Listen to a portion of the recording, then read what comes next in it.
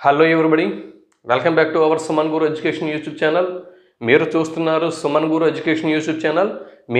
నేను మీ తెలుగు సుమన్ మాస్టర్ని. Dear followers, మీకు అందరికీ కూడా ఏదో ఒకటి మదర్ సబ్జెక్ట్ అనేది ఉంటుంది. ఎంఏ తెలుగు, లేకపోతే ఎంఏలోన హిస్టరీ అవ్వచ్చు, లేకపోతే పాలిటిక్స్ అవ్వచ్చు, లేదా ఎనీ అదర్ సబ్జెక్ట్ అవ్వచ్చు, లేదా ఎంఎస్సితో మీరు సైన్స్ అభ్యర్థులు అవ్వచ్చు, లేదా మ్యాథ్స్ అభ్యర్థులు అవ్వచ్చు. ఎవరైనా కూడా మీకంటూ ఒక మదర్ సబ్జెక్ట్ అనేది ఉంటుంది. మదర్ సబ్జెక్ట్తో పాటు మనం ఈ మదర్ సబ్జెక్ట్తో డిఎస్సికి కానీ, లేకపోతే జూనియర్ కాలేజీ లెక్చరర్స్ కోసం కానీ, లేదా డిగ్రీ కాలేజీ లెక్చరర్స్ కోసం కానీ, యూజీసీ ఎన్టీఏ నెట్ కోసం కానీ, ఏపీ సెట్ కోసం కానీ, లేకపోతే సిఎస్ఐఆర్ నెట్ కోసం కానీ, లేకపోతే తెలంగాణ సెట్ కోసం కానీ మనం ప్రిపేర్ అవుతూ ఉంటాం మన మదర్ సబ్జెక్ట్తో. దీంతోపాటు ఏదైనా డిగ్రీ క్వాలిఫికేషన్ మీద నోటిఫికేషన్లు వస్తున్నప్పుడు, అదేనండి గ్రూప్ 1 అవ్వచ్చు, గ్రూప్ 2 అవ్వచ్చు, లేకపోతే ఎండోమెంట్ ఆఫీసర్స్ అవ్వచ్చు, లేకపోతే డిప్యూటీ ఎడ్యుకేషన్ ఆఫీసర్స్ అవ్వచ్చు, ఇటువంటివి ఏమైనా నోటిఫికేషన్స్ అనేవి రావచ్చు. ఇటువంటి నోటిఫికేషన్లు వచ్చినప్పుడు వాటికి కూడా అప్లై చేస్తూ ఉంటాం. దీంతోపాటు ఇప్పుడే మనం మాట్లాడుకున్నట్టు నెట్ సెట్ వీటి కోసం కూడా అదర్ క్వాలిఫికేషన్స్ పెంచుకునేందుకోసం డాక్టరేట్ల కోసం ప్రయత్నాలు చేస్తూ ఉంటాం. మరి ఇందులో భాగంగా మనం 3 నోట్స్లు మెయింటైన్ చేయాలి అని చెప్పి ఇదివరకే మీకు నేను చెప్పాను. ఈ 3 నోట్స్ల్లో భాగంగా ఒక నోట్సు మదర్ సబ్జెక్ట్ కోసం, అంటే కేవలం కంటెంట్ కోసం కేటాయించుకోవాలి అని నేను చెప్పాను. రెండవ notes general studies, mental ability and current affairs కోసం అది మెయింటైన్ చేయాల్సి ఉంటుంది అని చెప్పాను. మూడవ నోట్సు మనకి ఒకవేళ నెట్ సెట్ కోసం ప్రిపేర్ అవుతున్న వారైతే కనుక టీచింగ్ అండ్ రీసెర్చ్ యాప్టిట్యూడ్, అలాగే డిఎస్సి కోసం ప్రిపేర్ అవుతున్న వారైతే కనుక మీ యొక్క మదర్ సబ్జెక్ట్ యొక్క మెథడాలజీతో పాటు ఇక్కడ పర్స్పెక్టివ్స్ ఎడ్యుకేషన్ సైకాలజీ, ఇటువంటి అంశాలు అనేవి దానిలో రాయాల్సి ఉంటుంది. ఈ 3 నోట్స్ని మీరు ప్యారలల్గా మెయింటైన్ చేయండి. మళ్ళీ ఆంధ్రప్రదేశ్ అభ్యర్థులకి మళ్ళీ ఒకసారి చెబుతున్నాను, తప్పనిసరిగా ఈ కూటమి ప్రభుత్వం ఈ 5 సంవత్సరాల్లో మళ్ళీ అన్ని అంశాల్లో కూడా పోస్టులు భర్తీ చేసేందుకు అవకాశం ఉంది. మరో డిఎస్సి నోటిఫికేషన్ రావడానికి ఛాన్సెస్ అనేవి ఉన్నాయి. దాని తర్వాత జేఎల్స్, డిఎల్స్, అలాగే గ్రూప్ 2, గ్రూప్ 1, ఎండోమెంట్ ఆఫీసర్స్, ఇటువంటి నోటిఫికేషన్లు ఎన్నో వస్తున్నాయి. కాబట్టి వాటన్నిటికీ అప్పటికప్పుడు ప్రిపరేషన్ స్టార్ట్ చేయకుండా ఇప్పటి నుంచే ప్రీ ప్లాన్డ్గా ప్రిపేర్ అవుతూ వెళ్ళండి. ఇప్పటి నుంచి లాంగ్ టర్మ్లో ప్రిపేర్ అవుతూ ఉంటే ఎక్కువ సబ్జెక్ట్ని మనం కవర్ చేయగలం. షార్ట్ టైంలో అంత ఎక్కువ సబ్జెక్ట్ని మనం కవర్ చేయలేం. కవర్ చేసినప్పుడు గుర్తుండదు, మళ్ళీ జాబ్ని అందుకోవడంలో వెనకబడుతూ ఉంటాం. కాబట్టి ఇటువంటివి అన్నీ కూడా మన సమస్యలన్నీ కూడా మనకి నెత్తి మీదకి వచ్చే ముందే దయచేసి ఇప్పటి నుంచి అలర్ట్ అయ్యి మన వే ఆఫ్ ప్రిపరేషన్ అనేది చక్కగా ముందుకు సాగించండి. తర్వాత ఇంకొక విషయం ఏంటంటే, మనం డైరెక్ట్గా కంటెంట్లోకి వెళ్ళిపోదాం. డియర్ ఫాలోవర్స్, మనం ఆధునిక భారతదేశపు చరిత్రలో ఉన్నాం. ఆధునిక భారతదేశపు చరిత్రలో భాగంగా సాంఘిక మత సంస్కరణ ఉద్యమాలు అన్నటువంటి అంశంలో ఉన్నాం. సాంఘిక మత సంస్కరణ ఉద్యమాలు అన్నటువంటి అంశంలో భాగంగా ఇదివరకు మనం రాజా రామ్మోహన్ రాయ్ గారి గురించి తెలుసుకున్నాం. అలాగే దేవేంద్రనాథ్ ఠాగూర్ గురించి మనం తెలుసుకున్నాం. దాని తర్వాత ఇప్పుడు ఆయన శిష్యుడు దేవేంద్రనాథ్ ఠాగూర్ గారి శిష్యుడు కేశవ చంద్రసేన్ గారి గురించి ఇప్పుడు మనం ఈ వీడియోలో తెలుసుకోబోతున్నాం. ఇకపోతే ఆలస్యం చేయొద్దు, ముందుకి వెళ్ళిపోదాం. కేశవ చంద్రసేన్ ఓకే, ఈయన గురించి మనం మాట్లాడుతున్నాం.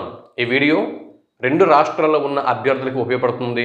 మోడర్న్ ఇండియన్ హిస్టరీ అనేది తెలంగాణ అభ్యర్థులకి, ఆంధ్రప్రదేశ్ అభ్యర్థులకి అందరికీ కామన్గా ఉండేటటువంటి సబ్జెక్ట్ కాబట్టి 2 రాష్ట్రాలకు చెందిన అభ్యర్థులు కూడా చూడొచ్చు. వీలైతే భారతదేశం మొత్తం మీద తెలుగు భాష, అంటే ప్రస్తుతం నేను తెలుగులో చెప్తున్నాను కాబట్టి నా తెలుగు భాష అర్థమయ్యే వాళ్ళు ప్రతి ఒక్కరు కూడా ఏ రాష్ట్రం వాళ్ళని కూడా చూడొచ్చు. ఎందుగురించి అంటే మోడర్న్ ఇండియన్ హిస్టరీ అనేది ఇండియాలో ఎక్కడికి వెళ్ళినా, ఏ రాష్ట్రంకి వెళ్ళినా ఇదే సిలబస్ ఉంటుంది. సిలబస్ అనేది మారదు కాబట్టి.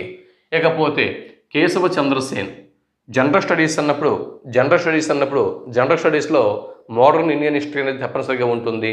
మోడర్న్ ఇండియన్ హిస్టరీ అనేటప్పుడు ఆధునిక మత సంస్కరణ ఉద్యమాల నుంచి తప్పనిసరిగా బిట్స్ అనేవి వస్తాయి కాంపిటేటివ్ ఎగ్జామ్స్లలో. ఇకపోతే 1838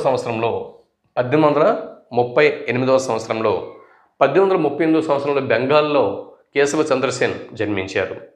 ఓకే, దాని తర్వాత 1857 నుంచి 58 ఈ మధ్యకాలంలో ఈయన బ్రహ్మ సమాజంలో చేరారు. బ్రహ్మ సమాజం స్థాపకులు ఎవరండి? రాజా రామ్మోహన్ రాయ్. అవునా? రాజా రామ్మోహన్ రాయ్ స్థాపించినటువంటి ఈ బ్రహ్మ సమాజంలో 1857, 58 ఈ ప్రాంతంలో ఈయన బ్రహ్మ సమాజంలో చేరారు. ఎవరు? కేశవ చంద్రసేన్. ఈయన బ్రహ్మ సమాజంలో చేరడం జరిగింది. అయితే ఈయన యొక్క గురువు, కేశవ చంద్రసేన్ యొక్క గురువు దేవేంద్రనాథ్ ఠాగూర్. దేవేంద్రనాథ్ ఠాగూర్ గురించి చెప్పుకున్నప్పుడు కూడా ఈ విషయం మనం చెప్పుకున్నాం. దేవేంద్రనాథ్ ఠాగూర్ గారి శిష్యుడు కేశవ చంద్రసేన్. అయితే గురువు దేవేంద్రనాథ్ ఠాగూర్ గారి ఆయన యొక్క సూచనల మేరకు, ఆయన సహాయంతో, ఆయన సలహా మేరకు ఈయన బ్రహ్మ సమాజపు ఆచార్య పీఠాన్ని స్వీకరిస్తారు. ఎవరు? కేశవ చంద్రసేన్ బ్రహ్మ సమాజపు ఆచార్య పీఠాన్ని చేపడతాడు. ఎవరండి? కేశవ చంద్రసేన్ ఆచార్య పీఠాన్ని చేపడతాడు. కొంతకాలం అవుతుంది, ఈ విధంగా కంటిన్యూ అవుతుంది. ఈలోపు ఏంటంటే తన గురువు గారికి దేవేంద్రనాథ్ ఠాగూర్కి, దాని తర్వాత ఇక్కడ కేశవ చంద్రసేన్కి మధ్య, వీరిరువురి మధ్య భేదాభిప్రాయాలు అనేవి తలెత్తుతాయి. ఈ భేదాభిప్రాయాలు తలెత్తినప్పుడు ఏంటంటే ఇక్కడ బ్రహ్మ సమాజము రెండుగా చీలిపోతుంది. అదేనండి ఆది బ్రహ్మ సమాజం దేవేంద్రనాథ్ ఠాగూర్ నేతృత్వంలో ఆది బ్రహ్మ సమాజం మరియు కేశవ చంద్రసేన్ నేతృత్వంలో భారతీయ బ్రహ్మ సమాజం అని చెప్పి రెండుగా ఈ బ్రహ్మ సమాజం అనేది చీలిపోతుంది. అర్థమవుతుందా? చూడండి, గురువు దేవేంద్రనాథ్ ఠాగూర్ మరియు కేశవ చంద్రసేన్ ఈ ఇరువురి మధ్య భేదాభిప్రాయాలు అనేవి రావటం వల్ల బ్రహ్మ సమాజం 1866వ సంవత్సరంలో, ఎప్పుడండి? 1866వ సంవత్సరంలో రెండుగా చీలిపోతుంది. అందులో ఒకటి ఆది బ్రహ్మ సమాజానికి నేతృత్వం వహించిన వారు దేవేంద్రనాథ్ ఠాగూర్ కాగా, భారతీయ బ్రహ్మ సమాజానికి నేతృత్వం వహించిన వారు ఇక్కడ కేశవ చంద్రసేన్. ఈ విధంగా ఆది బ్రహ్మ సమాజం, భారతీయ బ్రహ్మ సమాజం అని ఈ రెండు రకాలుగా ఈ బ్రహ్మ సమాజం అనేది 1866వ సంవత్సరంలో చీలిపోతుంది. అంటే బ్రహ్మ సమాజంలో మొదటి చీలిక, బ్రహ్మ సమాజంలో మొట్టమొదటి చీలిక 1866వ సంవత్సరంలో. ఓకే. అయితే అలాగే దాని తర్వాత అంటే ఈ భారతీయ బ్రహ్మ సమాజం ఉంది కదా, ఈ భారతీయ బ్రహ్మ సమాజం కేశవ చంద్రసేన్ నేతృత్వంలోని భారతీయ బ్రహ్మ సమాజం మళ్ళీ 1878వ సంవత్సరంలో అంటే 1866వ సంవత్సరంలో రెండుగా చీలిపిన తర్వాత ఈ భారతీయ బ్రహ్మ సమాజం అనేది ఇక్కడ ఈయన కేశవ చంద్రసేన్ నేతృత్వం వహించడం జరిగింది. 1866 అంటే మళ్ళీ 12 సంవత్సరాల తర్వాత 1878లో 12 సంవత్సరాల తర్వాత ఇక్కడ ఈ భారతీయ బ్రహ్మ సమాజం కేశవ చంద్రసేన్ నేతృత్వంలోని భారతీయ బ్రహ్మ సమాజం అనేది మళ్ళీ రెండుగా చీలిపోతుంది. సాధారణ బ్రహ్మ సమాజం మరియు నియో బ్రహ్మ సమాజం అని మళ్ళీ రెండుగా చీలిపోయింది. చూడండి, బ్రహ్మ సమాజంలో చీలిక మొట్టమొదటిగా 1866లో జరిగింది. దేవేంద్రనాథ్ ఠాగూర్, కేశవ చంద్రసేన్ వీరి మధ్య.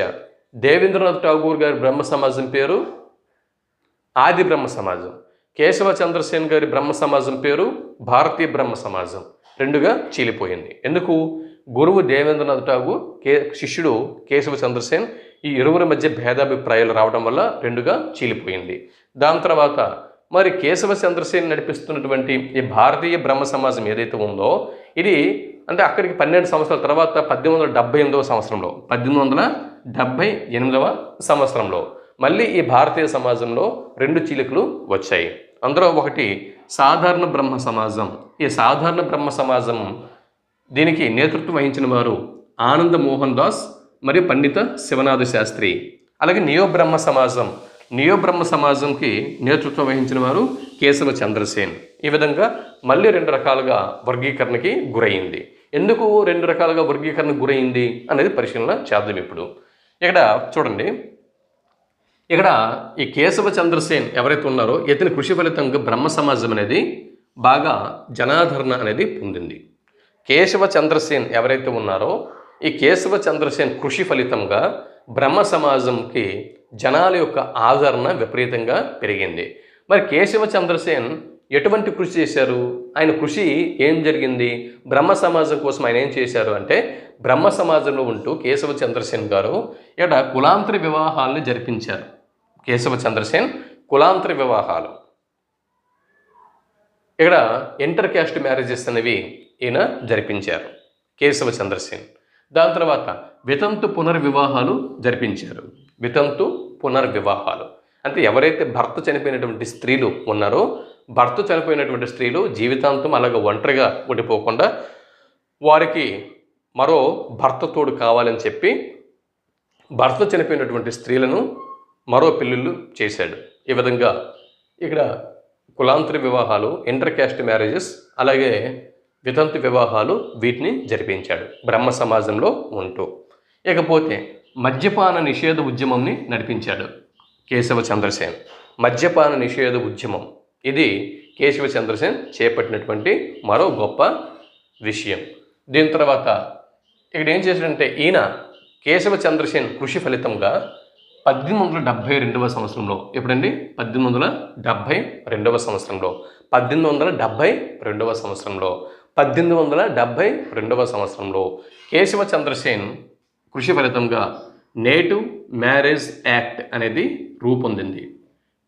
నేటివ్ మ్యారేజ్ యాక్ట్ అనేది రూపొందింది. నేటివ్ మ్యారేజ్ యాక్ట్ అనేది రూపొందింది. అప్పుడు గవర్నర్ జనరల్ ఎవరు అంటే లార్డ్ మేయో. అంటే కేశవ చంద్రసేన్ కృషి ఫలితంగా లార్డ్ మేయో అన్న గవర్నర్ జనరల్ ఈ నేటివ్ మ్యారేజ్ యాక్ట్ని ఆయన ప్రవేశపెట్టడం అనేది జరిగింది. ఓకే, ఈ నేటివ్ మ్యారేజ్ యాక్ట్ ప్రకారం ఆడపిల్లలకి వివాహ వయసు, కనీస వివాహ వయసు 14 సంవత్సరాలుగా నిర్ణయించడం జరిగింది. ఈ నేటివ్ మ్యారేజ్ యాక్ట్ అనేది లార్డ్ మేయో తీసుకువచ్చినటువంటి నేటివ్ మ్యారేజ్ యాక్ట్ అనేది ఆడపిల్లల కనీస వయసు 14 సంవత్సరాలుగా నిర్ణయించడం జరిగింది. మగపిల్లల కనీస వివాహ వయసు 18 సంవత్సరాలుగా నిర్ణయించడం జరిగింది. ఓకే, అయితే ఈ విధంగా ఉంది. ఇలా ఉంటూ ఉండగా ఈయన కేశవ చంద్రసేన్ ఏం చేశాడంటే, తన కుమార్తె అప్పటికి 13 సంవత్సరాల వయసు, కేశవ చంద్రసేన్ యొక్క కుమార్తె వయసు 13 సంవత్సరాలు. తన కుమార్తెకి 13 సంవత్సరాల వయసులోనే, అంటే నేటివ్ మ్యారేజ్ యాక్ట్ ప్రకారం 14 సంవత్సరాల వయసు నిండక ముందే ఈయన నృపేంద్ర నారాయణ్తో ఈయన 1878వ సంవత్సరంలో వివాహం జరిపించాడు. ఎవరు? కేశవ చంద్రసేన్. కేశవ చంద్రసేన్ తన కుమార్తెను 13 సంవత్సరాల వయసు ఉన్నటువంటి కుమార్తెను నృపేంద్ర నారాయణ్తో వివాహం జరిపించాడు. ఎప్పుడు? 1878వ సంవత్సరంలో. మరి ఇది నేటివ్ మ్యారేజ్ యాక్ట్ దీనికి వ్యతిరేకం కదా. నేటివ్ మ్యారేజ్ యాక్ట్ తీసుకువచ్చింది వారు ఎవరు? కేశవ చంద్రసేన్ తీసుకువచ్చాడు. ఆయన కృషి ఫలితంగానే లార్డ్ మేయో తీసుకువచ్చాడు. మరి కేశవ చంద్రసేనే నేటివ్ మ్యారేజ్ యాక్ట్ అనేది తీసుకువచ్చి ఆడపిల్లల వయసు కనీస వివాహ వయసు 14 సంవత్సరాలకు నిర్ణయించి, మరి ఆయన తన కుమార్తెకు 14 సంవత్సరాలు నిండకుండానే 13 సంవత్సరాలకే నృపేంద్ర నారాయణ్తో వివాహం జరిపించాడు. మరి ఇక్కడ ఈ నేటివ్ మ్యారేజ్ యాక్ట్, ఈ యాక్ట్ ఏదైతే ఆయన తీసుకొచ్చాడో ఆయన కృషి ఫలితంగా వచ్చినటువంటి ఈ యాక్ట్నే ఈయన అతిక్రమించారు. ఆయనే పాటించలేదు. 13 సంవత్సరాలకే తన కుమార్తెకు వివాహం జరిపించారు. మరి దీనివల్ల ఏమైంది? ఇక్కడ ఈ బ్రహ్మ సమాజంలో ఉన్నటువంటి కొంతమంది నాయకులకి కేశవ చంద్రసేన్ తీసుకున్నటువంటి నిర్ణయం నచ్చలేదు. నేటివ్ మ్యారేజ్ యాక్ట్ చేసిందే అని తీసుకురావాలని కృషి చేసిందే నువ్వు, మరి నువ్వే ఈ యాక్ట్ ప్రకారం నీ కుమార్తెకి కనీసం 14 సంవత్సరాల వయసు నిండకుండానే 13 సంవత్సరాలకి నీ కుమార్తెకి వివాహం చేసావు. మరి బ్రహ్మ సమాజంలోని రూల్స్ అందరికీ ఒకలాగా, నీకొకటికి ఒకలాగా అని చెప్పి ఇక్కడ వీరిలో ఈ నాయకుల్లో, బ్రహ్మ సమాజంలో ఉన్నటువంటి నాయకుల్లో కొంతమంది నాయకుల్లో వ్యతిరేక భావం అనేది రేకెత్తించిందనమాట. మరి దీని ఫలితంగానే ఇక్కడ 1878వ సంవత్సరంలో, ఎప్పుడైతే 1878లో నృపేంద్ర నారాయణ్తో 13 సంవత్సరాల వయసు ఉన్న తన కుమార్తె వివాహం కేశవ చంద్రసేన్ జరిపించాడో, వెంటనే అదే సంవత్సరం బ్రహ్మ సమాజంలో 2 చీలికలు అనేవి వచ్చేసాయి. అది ఇక్కడ ఈ భారతీయ బ్రహ్మ సమాజం 2గా విడిపోవడానికి కారణం ఈ చర్య. ఇక్కడ సాధారణ బ్రహ్మ సమాజం మరియు నియో బ్రహ్మ సమాజంగా భారతీయ బ్రహ్మ సమాజం అనేది విడిపోయింది. ఇక్కడ ఆనంద మోహన్ దాస్ మరియు పండిత శివనాథ శాస్త్రి, ఆనంద మోహన్ దాస్ మరియు పండిత శివనాథ శాస్త్రి, అలాగే కేశవ చంద్రసేన్. చూడండి ఇక్కడ ఏమైంది, సాధారణ బ్రహ్మ సమాజం, ఇక్కడ ఈ సాధారణ బ్రహ్మ సమాజం అన్నటువంటి ఈ శాఖకి ఆనంద మోహన్ దాస్ పండిత శివనాథ శాస్త్రి నేతృత్వం వహించగా, నియో బ్రహ్మ సమాజంకు కేశవ చంద్రసేన్ నేతృత్వం వహించాడు. ఇది అయితే ఇక్కడ నుంచి బిట్స్ మనకి రావడానికి ఛాన్సెస్ అనేవి ఉన్నాయి. ఇంకా ఉంది, కేశవ చంద్రసేన్ గురించి ఇంకా ఉంది, తెలుసుకుందాం. చూడండి, ఒకవేళ ఇదే గ్రూప్ 1కి మెయిన్స్లో రావచ్చు. ఒకవేళ గ్రూప్ 1 మనకి 150 పోస్టులతో గ్రూప్ 1 నోటిఫికేషన్ అనేది ఏపీ ప్రభుత్వం, కూటమి ప్రభుత్వం తీసుకురావడానికి సిద్ధంగా ఉంది. 150 పోస్టులతో గ్రూప్ 1 నోటిఫికేషన్ తీసుకురానున్నారు. కాబట్టి గ్రూప్ 1 నోటిఫికేషన్ వస్తే గ్రూప్ 1 నోటిఫికేషన్లో అంటే మెయిన్స్లో భాగంగా ఇండియన్ హిస్టరీలో, మెయిన్స్లో మోడర్న్ ఇండియన్ హిస్టరీలో కేశవ చంద్రసేన్ అని చెప్పి ఒక 10 మార్కులకి ప్రశ్న అడగొచ్చు. అంటే ఈ మధ్య ఏం చేశారంటే వ్యాసరూప ప్రశ్నలు అడగకుండా ఒక వ్యాసరూప ప్రశ్నలో ఒక 3-4 ప్రశ్నలు ఇవ్వడం అనేది జరుగుతుంది. అందులో భాగంగా జస్ట్ కేశవ చంద్రసేన్ అని చెప్పి మామూలుగా ఇచ్చేస్తారు, దీని గురించి రాయండి అని చెప్పి. అప్పుడు మీరేం రాస్తారు? సో ఇవన్నీ రాయాల్సి ఉంటుంది, పాయింట్స్ అన్నీ కూడా రాయాల్సి ఉంటుంది. ఒకవేళ అలా కాకుండా లేదు సార్ మేము ఎండోమెంట్ ఆఫీసర్స్కి ప్రిపేర్ అవుతున్నాం, లేదా డిప్యూటీ ఎడ్యుకేషన్ ఆఫీసర్స్కి ప్రిపేర్ అవుతున్నాం, మేము గ్రూప్ 2కి ప్రిపేర్ అవుతున్నాం, మాకు ఆబ్జెక్టివ్ టైప్లో క్వశ్చన్స్ కావాలి అనుకుంటే కనుక చూడండి, ఇక్కడ కేశవ చంద్రసేన్ ఎప్పుడు జన్మించాడు, ఇవి బిట్స్ రావు. తర్వాత బ్రహ్మ సమాజంలో ఎప్పుడు చేరాడు, ఈ బిట్స్ రావు. అర్థమవుతుందా? ఇక్కడ కేశవ చంద్రసేన్ యొక్క గురువు ఎవరు అనే బిట్టు వస్తుంది, దేవేంద్రనాథ్ ఠాగూర్. ఇది ఒక బిట్టు చూసుకోండి, దేవేంద్రనాథ్ ఠాగూర్ లేదా దేవేంద్రనాథ్ ఠాగూర్ యొక్క శిష్యుడు కింది వారు ఎవరు అని బిట్ అనేది రావచ్చు. కేశవ చంద్రసేన్.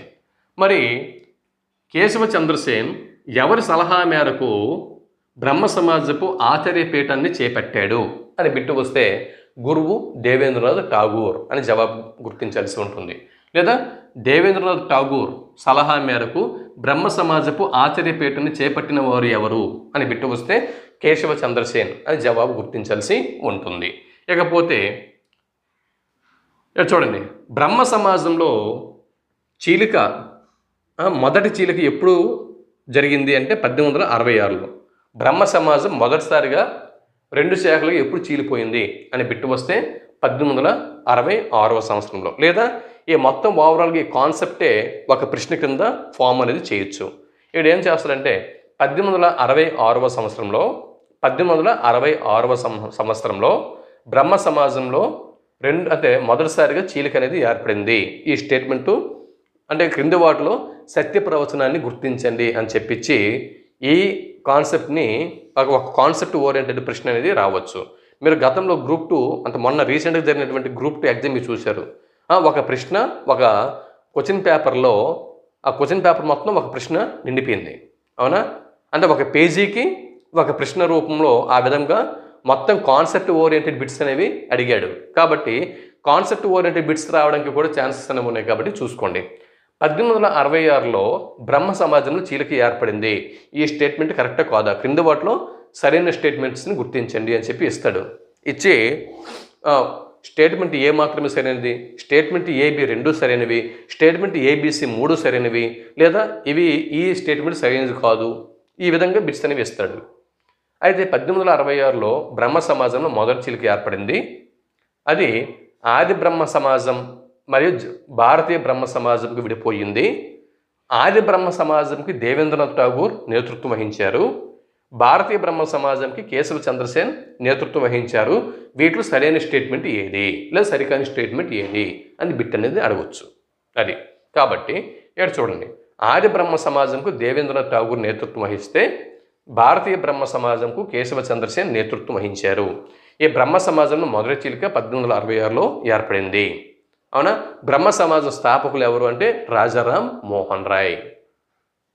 ఓకే, దాని తర్వాత ఏంటంటే ఇక్కడ మీరు చూడొచ్చు, మళ్ళీ భారతీయ బ్రహ్మ సమాజం కేశవ చంద్రసేన్ అధ్యక్షతన నడిచింది కదా. మరి భారతీయ బ్రహ్మ సమాజం మళ్ళీ 1878లో 2 శాఖలుగా విభజింపబడింది. అది సాధారణ బ్రహ్మ సమాజం, నియో బ్రహ్మ సమాజం. కాగా నియో బ్రహ్మ సమాజానికి నేతృత్వం వహించిన వారు ఎవరు అని బిట్టు వస్తే కేశవ చంద్రసేన్. మరి సాధారణ బ్రహ్మ సమాజం ఎవరి నేతృత్వంలో నడిచింది అని బిట్టు వస్తే ఆనంద మోహన్ దాస్ మరియు పండిత శివనాథ శాస్త్రి అని జవాబు గుర్తించాల్సి ఉంటుంది. ఇకపోతే నేటివ్ మ్యారేజ్ యాక్ట్ అనేది భారతదేశంలో ఎవరి కృషి ఫలితంగా వచ్చింది అని బిట్టు వస్తే కేశవ చంద్రసేన్ అని జవాబుని గుర్తించాల్సి ఉంటుంది. నేటివ్ మ్యారేజ్ యాక్ట్ మీద ప్రశ్నలు అనేవి రావచ్చు, ఒకవేళ కాన్సెప్ట్ ఓరియంటెడ్ ప్రశ్న అనేది రావచ్చు. చూసుకోండి, నేటివ్ మ్యారేజ్ యాక్ట్ అనేది 1872వ సంవత్సరంలో తీసుకురాబడింది. సంవత్సరంతో సహా గుర్తుపెట్టుకోండి. 1872లో నేటివ్ మ్యారేజ్ యాక్ట్ అనేది తీసుకురాబడింది. అప్పటి గవర్నర్ జనరల్ ఎవరు అని బిట్టు వస్తే లార్డ్ మేయో. ఎవరి కృషి ఫలితంగా వచ్చింది? కేశవ చంద్రసేన్ కృషి ఫలితంగా వచ్చింది. మరి నేటివ్ మ్యారేజ్ యాక్ట్ ప్రకారము ఆడపిల్లల కనీస వయస్సు ఎన్ని సంవత్సరాలుగా నిర్ణయించారు అని బిట్టు వస్తే 14 సంవత్సరాలు. ఆడపిల్లలకి 14 సంవత్సరాలు, మగపిల్లలకి 18 సంవత్సరాలు కనీస వయస్సుగా నిర్ణయించినటువంటి చట్టము నేటివ్ మ్యారేజ్ యాక్ట్ 1872. ఓకే, దాని తర్వాత ఏంటంటే ఇక్కడ మరి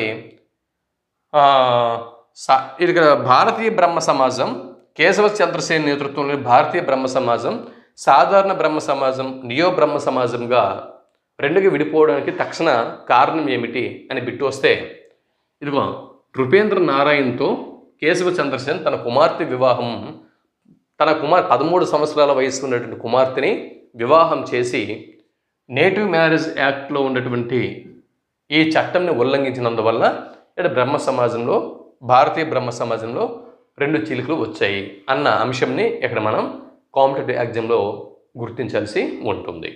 ఓకే, ఇప్పుడు దీనికి కంటిన్యూషన్ ఇప్పుడు మనం చూద్దాం. ఇకపోతే చూడండి, కులాంతరి అంటే బ్రహ్మ సమాజంలో భాగంగా కేశవ చంద్రసేన్ తలపెట్టినటువంటి సంఘ సంస్కరణ కార్యక్రమాలు ఏవి అని బిట్టొస్తే కులాంతరి వివాహాలు చేపట్టాడు, వితంతు వివాహాల కోసం ఉద్యమించాడు, అలాగే మద్యపాన నిషేధ ఉద్యమం నడిపించాడు. ఈ 3 భారతీయ బ్రహ్మ సమాజంలో ఉంటూ కేశవ చంద్రసేన్ చేసినటువంటి ఉద్యమాలు ఇవి, సంఘ సంస్కరణలు ఇవి. ఇక్కడ ఈ బ్రహ్మ సమాజం వ్యాప్తిలో భాగంగా బ్రహ్మ సమాజంని వ్యాప్తి చేయడంలో భాగంగా కేశవ చంద్రసేన్ ఆంధ్రదేశంలో కూడా పర్యటన చేశారు. అంటే భారతదేశం అంతా కూడా పర్యటన చేస్తూ ఆంధ్రదేశంలో కూడా పర్యటనలు చేశారు. అంటే భారతదేశంలో పర్యటనలో భాగంగా చూడండి, ఇక్కడ కందుకూరు అంటే ఇక్కడ ఈ కేశవ చంద్రసేన్ ఈయన యొక్క ఉపన్యాసాలకు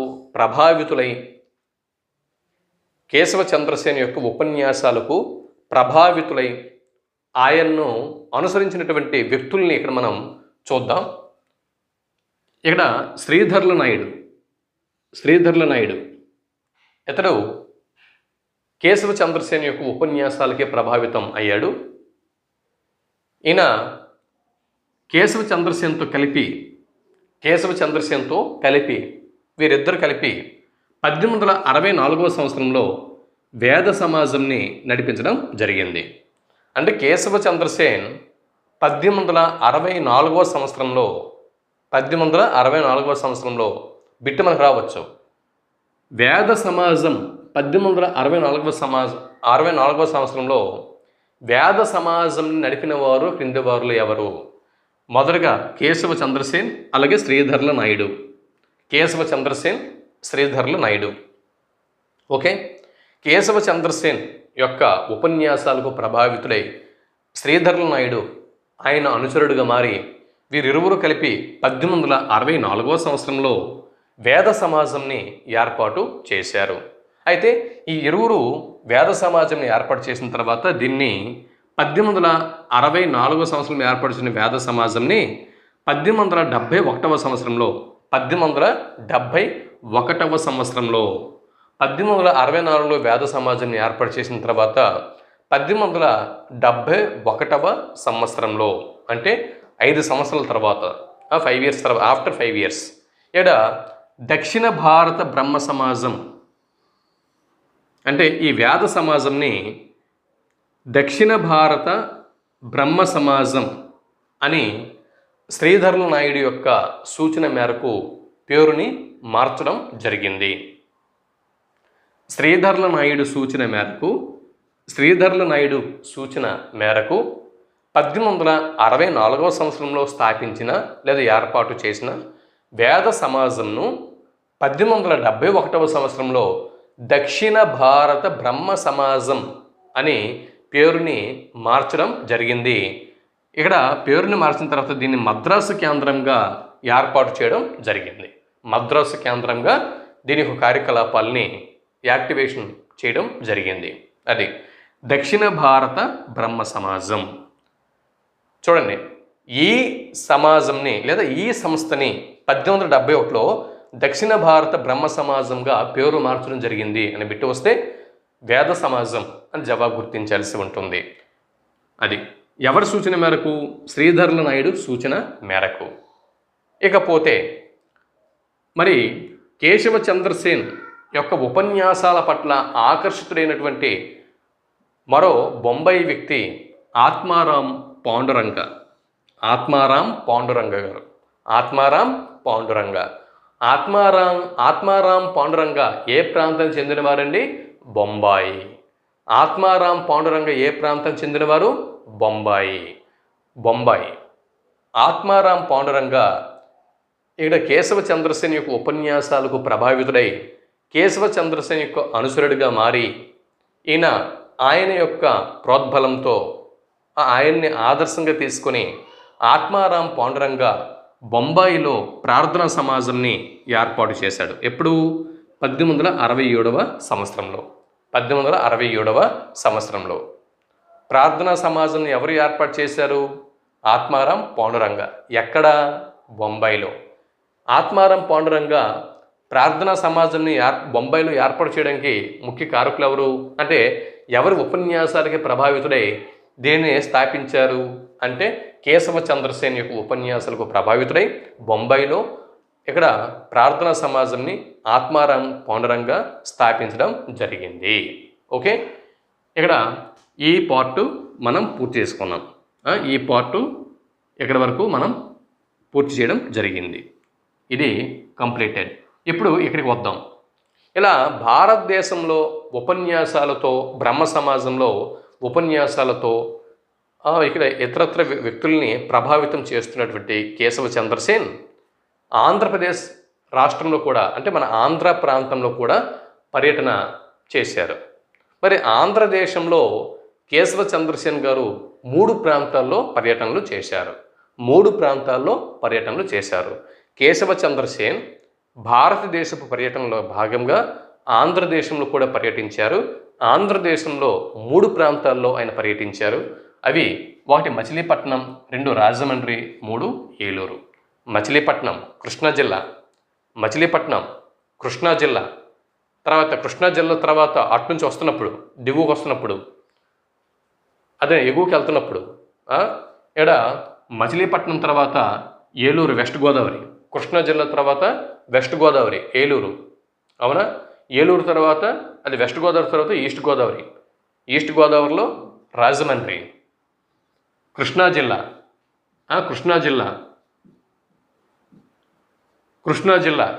ముందు కృష్ణా జిల్లాలో పర్యటన చేశారు. కృష్ణా జిల్లాలో ఏ ప్రాంతం? మచిలీపట్నం. దాని తర్వాత కృష్ణా జిల్లా తర్వాత పశ్చిమ Godavari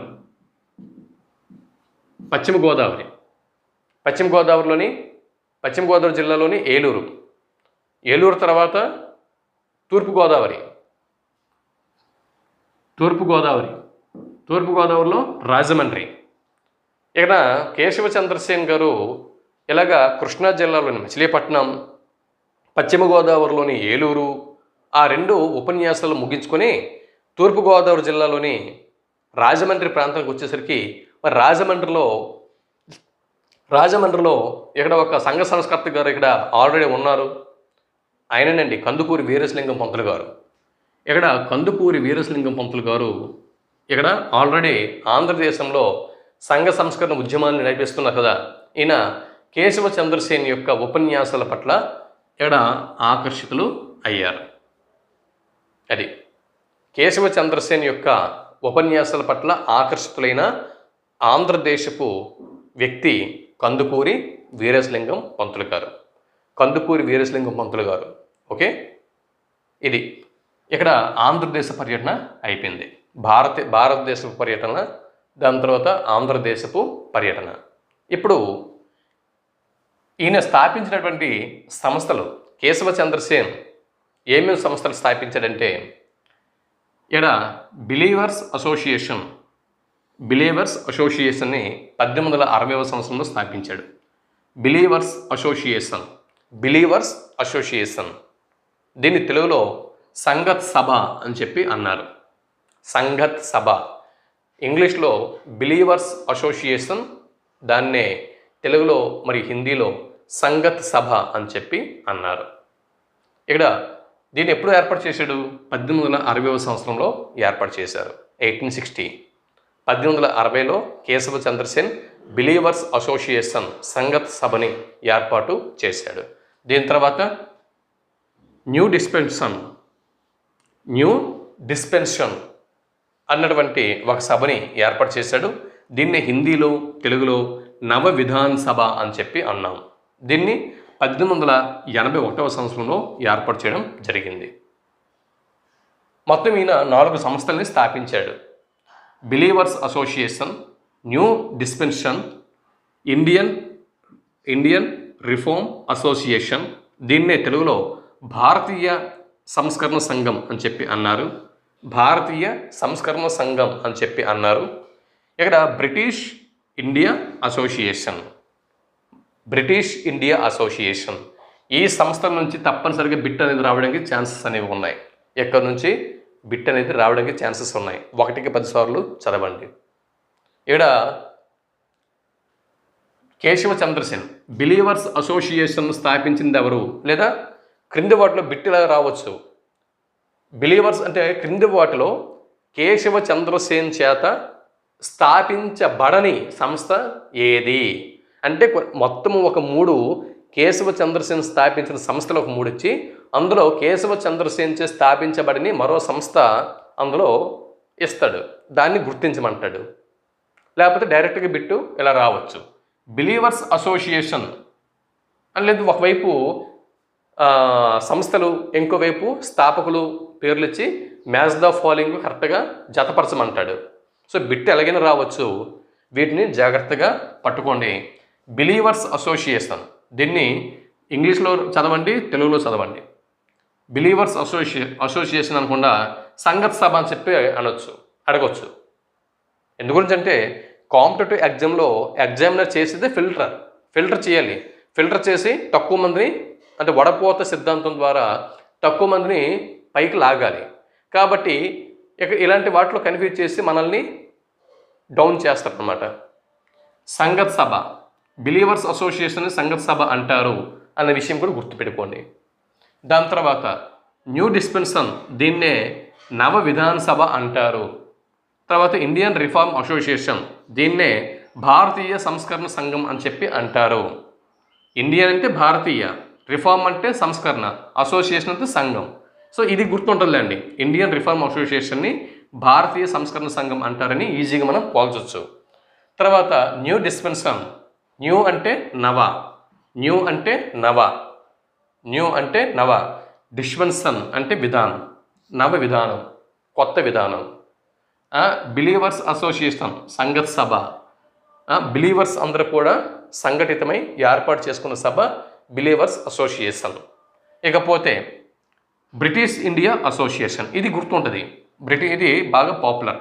British India Association, Indian Reform Association, ఈ 2 associations, India Reform Association, British India Association, New Dispensation, Believers Association. వీటిని కొన్ని సంవత్సరాలు పక్కన పెట్టండి. ఇది 1860, 1841 సంస్థలు గుర్తుండకపోయినా అవి అంత ఇంపార్టెంట్ కాదు. కానీ ఈ సంస్థలు ఎవరు స్థాపించారు అనే బిట్ అనేది ఎక్కువగా 99% రావడానికి ఛాన్సెస్ అనేవి ఉన్నాయి. ఇది అయిపోయింది. దాని తర్వాత దీన్ని పూర్తి చేసుకున్నాం. ఇప్పుడు ఇక్కడ చూడండి, ఈయన రచించినటువంటి గ్రంథాలు, కేశవ చంద్రసేన్ రచించినటువంటి గ్రంథాలు జీవన వేదం, బ్రహ్మ గీతోపనిషత్, అలాగే బ్రహ్మ సమాజం యొక్క ప్రార్థనలు ఏవైతే ఉన్నాయో, బ్రహ్మ సమాజం చేసినటువంటి ప్రార్థనలు ఏవైతే ఉన్నాయో బ్రహ్మ సమాజం యొక్క ప్రార్థనల్ని శ్లోక అన్నటువంటి ఒక గ్రంథం ద్వారా వెలువరించారు. అది జీవన వేదం, బ్రహ్మ గీతోపనిషత్, అలాగే బ్రహ్మ సమాజం యొక్క ప్రార్థనల్ని శ్లోక అన్న పేరుతో వెలువరించడం జరిగింది. ఇవి ఈ 3 గ్రంథాలు ఈడ కేశవ చంద్రసేన్ రచించినటువంటి గ్రంథాలు. ఇకపోతే వార్తాపత్రికలు, ఈయన నడిపించినటువంటి వార్తాపత్రికలు భారతదేశం నుంచి వెలువడిన మొట్టమొదటి ఇంగ్లీష్ వార్తాపత్రిక ఇండియన్ మిర్రర్ అనేటటువంటి వార్తాపత్రిక. ఇది ఇంగ్లీష్ వార్తాపత్రిక.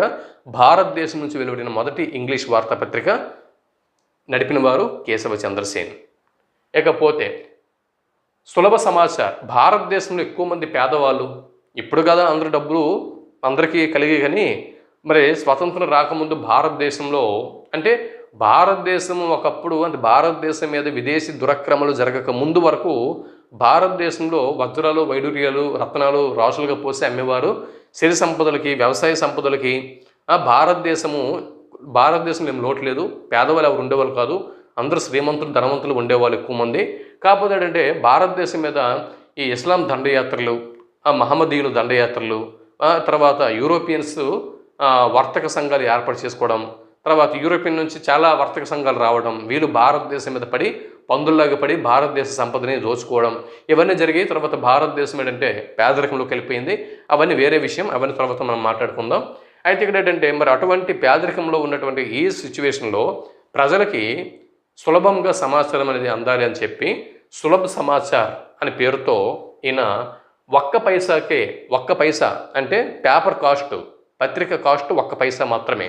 1 పైసాకే ఈయన సులభ సమాచార్ అనే పేరుతో వార్తాపత్రిక నడిపించిన వ్యక్తి కేశవ చంద్రసేన్. ఇకపోతే ధర్మతత్వ అనేటటువంటి మరో బెంగాలీ పత్రిక నడిపించాడు. మరి మహిళల కోసం అని చెప్పి భామా బోధిని అన్నటువంటి పత్రికని కేశవ చంద్రసేన్ నడిపించాడు. ఈ 4 వార్తాపత్రికల్ని కేశవ చంద్రసేన్ నడిపించారు. ఇకపోతే ఫైనల్గా ఇక చివరి పాయింట్ ఒకటి ఉంది. ఆ చివరి పాయింట్ ఒకసారి మనం చూసేద్దాం. చివరి పాయింట్ చూడండి.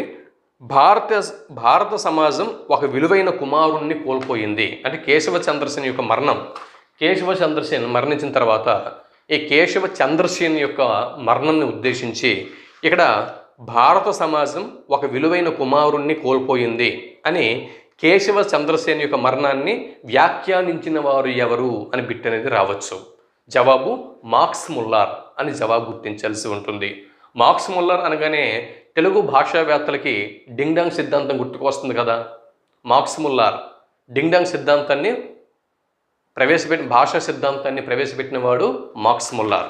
ఆ మాక్స్ ముల్లరే ఇక్కడ భారతీయ సమాజం ఒక విలువైన కుమారుణ్ణి కోల్పోయింది అని చెప్పి కేశవ చంద్రసేన్ యొక్క మరణాన్ని వ్యాఖ్యానించాడు. ఎవరండి? Max Muller.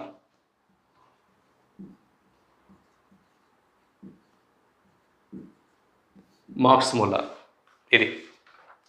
ఇదండి కేశవ చంద్రసేన్. ఒకవేళ గ్రూప్ 1లో మీకు మెయిన్స్లో కేశవ చంద్రసేన్ గురించి అడిగితే ఈ మ్యాటర్ రాయాల్సి ఉంటుంది. లేదా ఆబ్జెక్ట్ టైప్లో మీకు ఇక్కడ నుంచి బిట్స్ ఏమైనా రావచ్చు, బిట్స్ ఎలా వస్తాయి, ఏ విధంగా ఐడెంటిఫై చేయాలి, అవన్నీ కూడా మనం మాట్లాడుకున్నాం. సో కేశవ చంద్రసేన్ గురించి ఈ ఇన్ఫర్మేషన్ని చదువుకొని మనం ఎగ్జామినేషన్ హాల్కి వెళ్ళాల్సి ఉంటుంది. అంటే మనం ఇక్కడ ఆధునిక భారతదేశంలో సాంఘిక మత సంస్కరణ ఉద్యమాల్లో భాగంగా రాజా రామ్మోహన్ రాయ్ గురించి చెప్పుకున్నాం, దేవేంద్రనాథ్ ఠాగూర్ గురించి చెప్పుకున్నాం, ఇప్పుడు కేశవ చంద్రసేన్ గురించి చెప్పుకున్నాం. ఓకే, మరో అంశంతో మరో వీడియోలో మళ్ళీ కలుద్దాం. అంతవరకు సెలవు. నమస్తే.